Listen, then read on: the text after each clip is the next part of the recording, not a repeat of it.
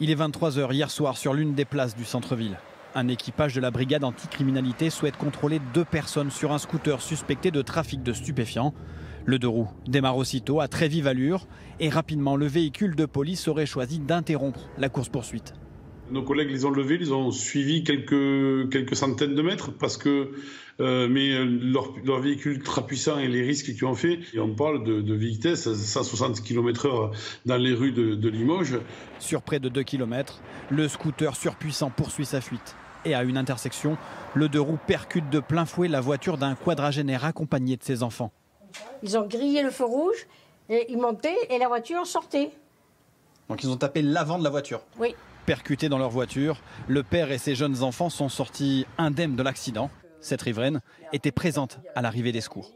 Vous imaginez, il était avec ses enfants, c'est choquant. Mais heureusement que c'était une grosse voiture.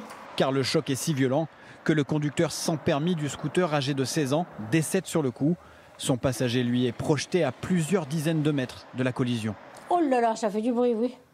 Bruit de tôle, ça a fait comme un boum. Je pensais que c'était 2 voitures.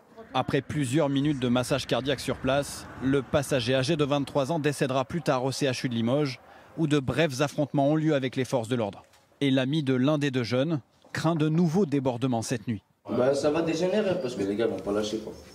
Malheureusement, en plus de ça, il va y avoir des représailles ce temps-là.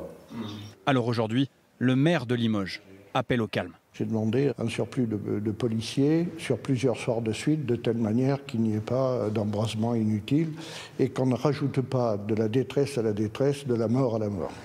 2 enquêtes judiciaires ont été ouvertes, l'une pour refus d'obtempérer et une seconde pour homicide involontaire.